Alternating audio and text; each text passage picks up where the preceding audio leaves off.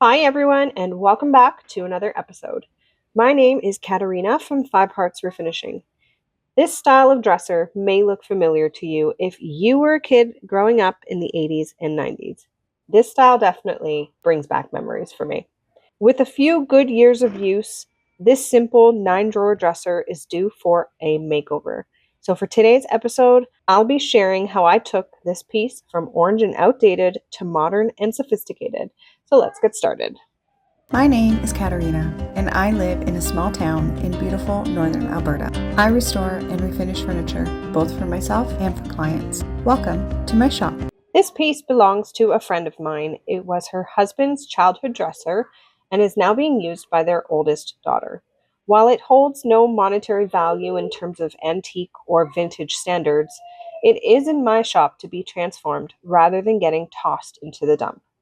And as much as I love working on antique and vintage pieces, I do also love keeping furniture out of our overflowing landfills just as much. So I'm going to start the piece off by removing the very outdated and cheaply made hardware. These will be replaced with something else later on. Now, normally I do try to keep old hardware for those just in case moments, but these, I've found a better place for them.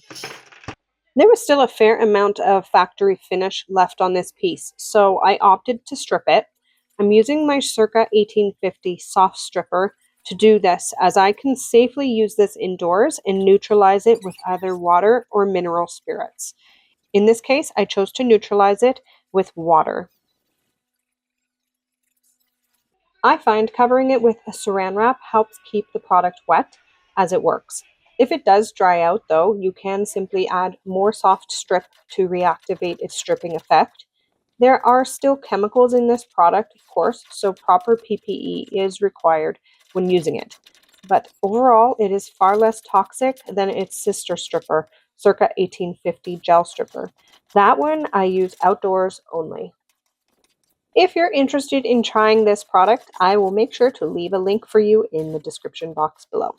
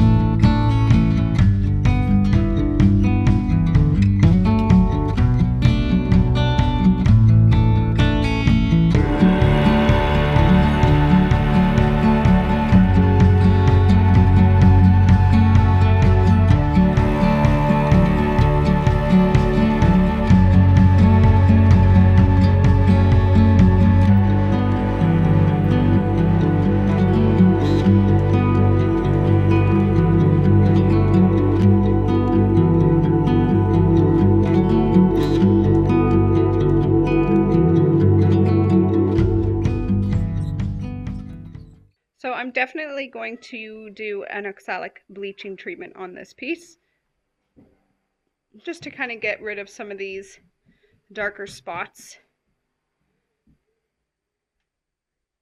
There's not too many, but there are a few. So just to clean it up and get it prepped for paint. This is a little water stain right here, so we definitely want to get rid of that before I go ahead and do any type of staining on top. Otherwise, that's that. That top coat is removed and we can move on.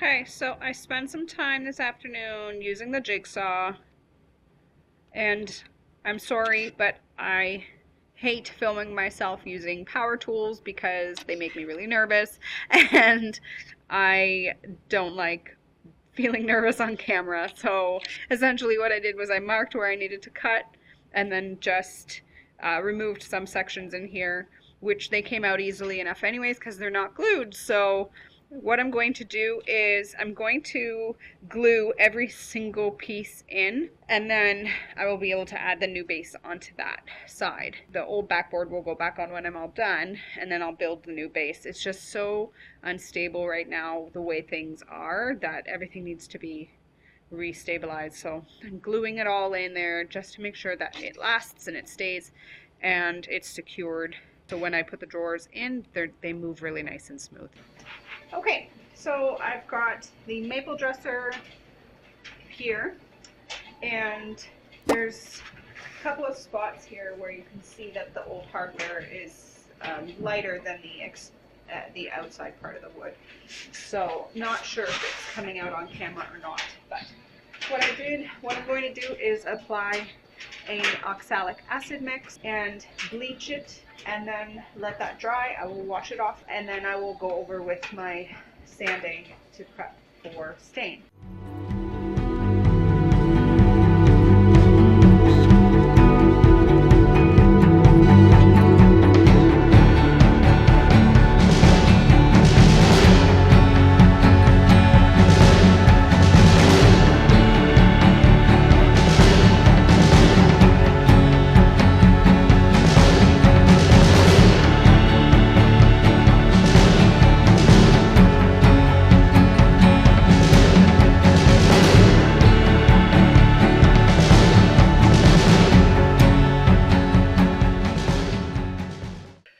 Okay, so this is all cleaned up. I'm going to let this dry, and then I will come back and begin my sanding.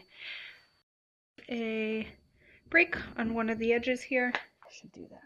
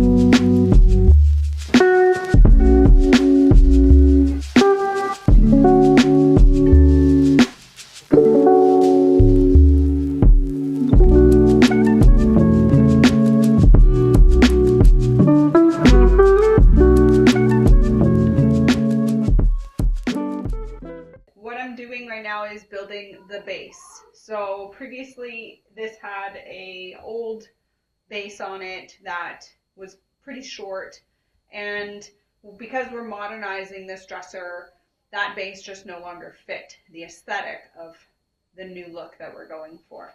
So what I'm doing is I'm taking my measurements to account for the corners, for the legs.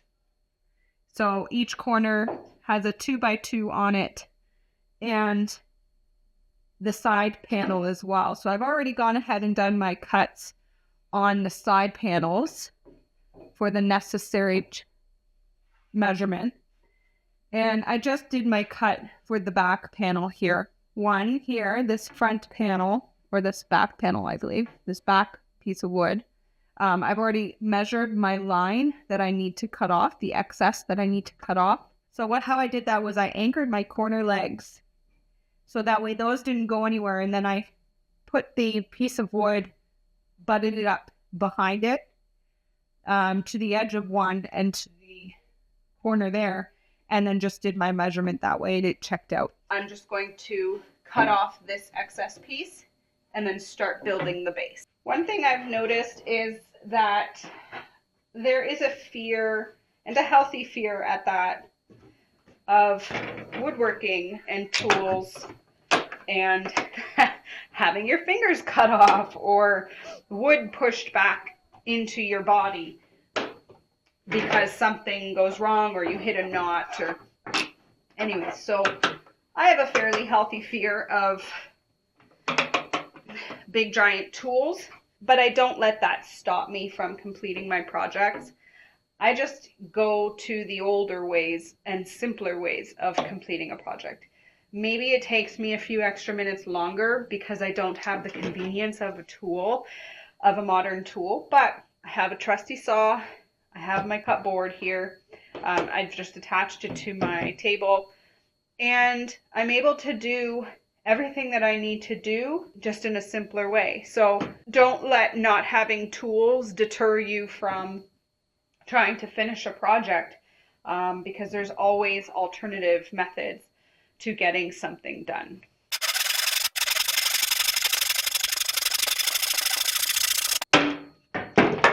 Okay. Perfect. That's excellent. Nice straight line. Gets me exactly what I need for the length. And let's go add this. Now, this is why you anchor things, because you lose them. Okay, so always make sure when you're anchoring things together that you do a dry run or a test run before attaching with screws, because it's a lot easier to make something on a dry run than it is to try to take something apart when you've already attached glue and whatnot and screws and things like that. Next step is for me to drill some pocket holes using my Craig jig, and then from there I can sand everything, and then I'll attach all the pieces together, and then from there I will attach it to this new board here. Recently, I shared a video featuring this Craig Jig Pocket Hole 520 Pro, and I mentioned in that video that I would be sharing how it worked in this video, so here it is. Prior to purchasing this though, I was using the Craig Jig Mini, which works fine, but this one literally made my life so much easier and the project went along so much faster. Now to build this base, I drilled 2 pocket holes on each end of all of the boards. Then drilled a single pocket hole along one side of each board in the middles. For the short side boards, I left a few inches between each hole and about 6 to 8 inches between each hole on the long boards. I sanded everything back with a 180 grit sandpaper using my Max XT electric orbital sander in preparation for stain.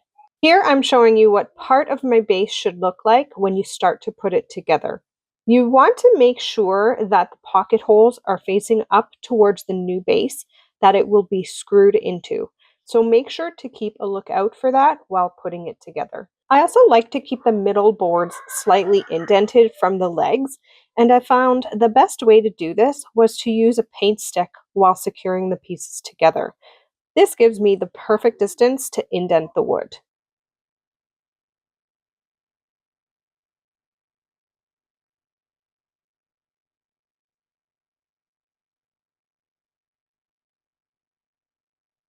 And lastly, I always glue my end board before screwing everything together to keep the base extremely tight and secure. So now I will show you what this looks like in real time to put it together.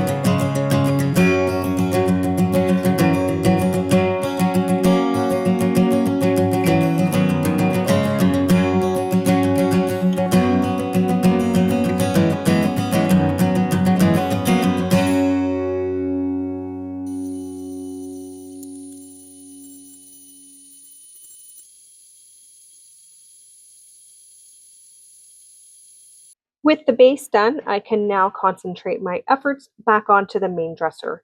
To enhance the overall design, I proposed that we put on some fluting to the middle 3 drawers to add some visual interest to the dresser.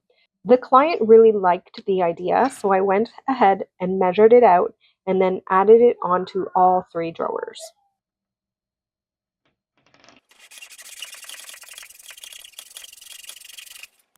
To make sure each piece lined up perfectly with each other, I measured the space on each side of the fluting, marked the outer edges with a pencil, and then used those markers to apply the fluting once I had prepped it with glue. I did this for all 3 drawers, clamped them, and then left them to dry. I just wanted to say thank you to all of those that have been subscribed and welcome to my new subscribers. I love sharing my client projects with you all and hearing your feedback about the pieces and what you enjoyed most about them. On my last video, I received some amazing feedback from so many of you, and I really truly appreciate you all for your kind words and support. The few comments that were rude and really negative were immediately removed from my channel. Not because I can't handle criticism, but more because these pieces are special to my clients, and I want my client's piece to be showcased here on my channel just like they would showcase it in their homes. So please be mindful when you're commenting. My channel is a happy place where I share my clients' pieces undergoing beautiful transformations. So all I ask is that you just be mindful with the words that you choose, because if you're watching, that means they're watching. All right, enough ranting. Let's get back to it. As you can see, the dresser is being paint washed in a tan colored paint. This is a great technique to instantly reduce the yellow tones of the maple and give this piece an immediate update. Goodbye, 1980s and 90s. This paint wash is a mixture of 30% paint and 70% water to get the desired look. I paint it all over the piece in sections and make sure to thoroughly wipe back all of the paint. Make sure to continuously change your rag used for wiping away so you don't add paint that you've already removed.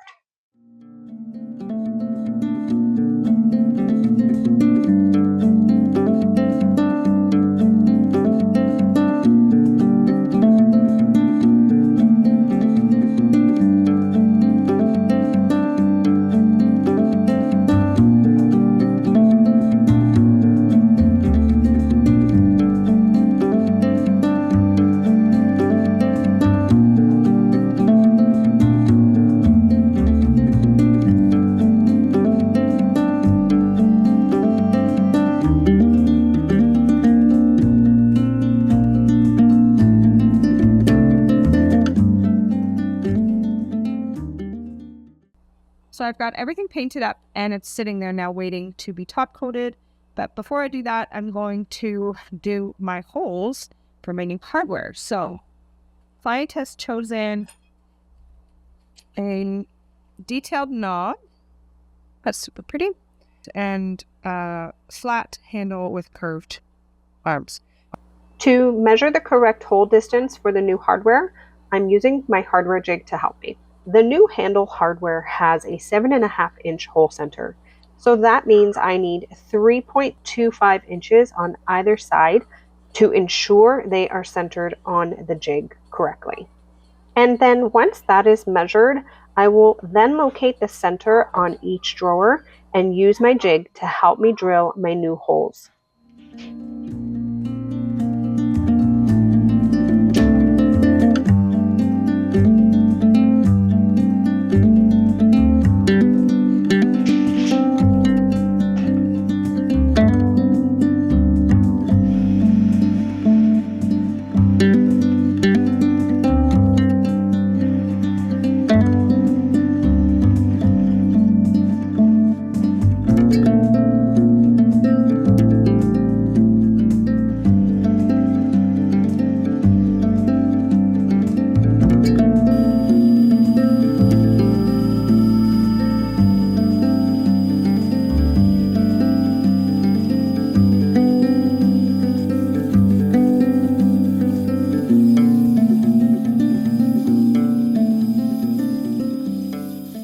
make a snowman face first. Ellie, can you find some rocks? No, it's my carrot. Mine. Give me my carrot back. No, Ellie. How's that carrot, Wickaroo? Good. It's Is it so yummy? It's awesome. Yum, yum, yum. Give me more. Such a good girl. Wrestle. So I have done one top coat on this, and now it's time for some color work because I have to touch up these hardware holes. And this is honestly the hardest part about refinishing, is doing touch-ups. So I've got a kit here from Sizo, Floor and Furniture Repair Kit, and it comes with a variety of colors. There's about 12 colors, pretty common, and then there's a color chart here that gives you options when you're blending. Although a wise woman, I'm in a furniture and repair group, and I happened to notice a comment, and it was like, oh my god, that's brilliant, why haven't I done this before? So she takes a piece of saran wrap, puts it onto her surface, and then puts the paint on top and color matches as she's working away. So that I thought was absolutely brilliant, and I figured I would try to replicate that myself.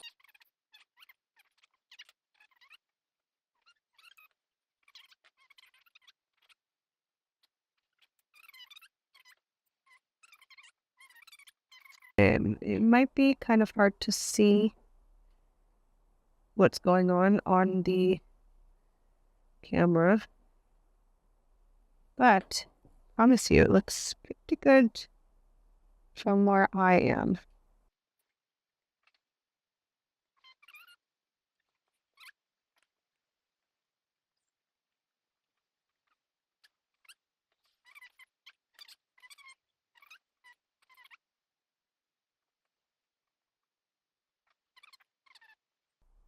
Okay, and so now what I need to do is try to get in these really fine gray lines here. And that's a bit of a tougher color to match because it looks like it's a little bit brown. Over there. Let's try. That's the paint color. This time I'm going to try to match it with a gray.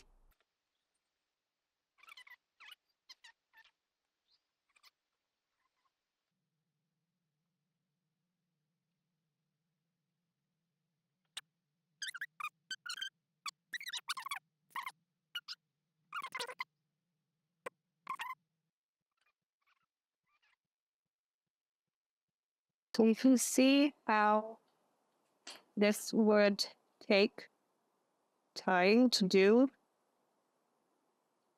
because there's so much color work involved. And of course, the more you do it, the better you are at it. And I am still learning a lot with color work and struggle with it just like any other person would. Once I had achieved the result I was hoping for, I finished my top coats on the entire piece, and it was time for hardware.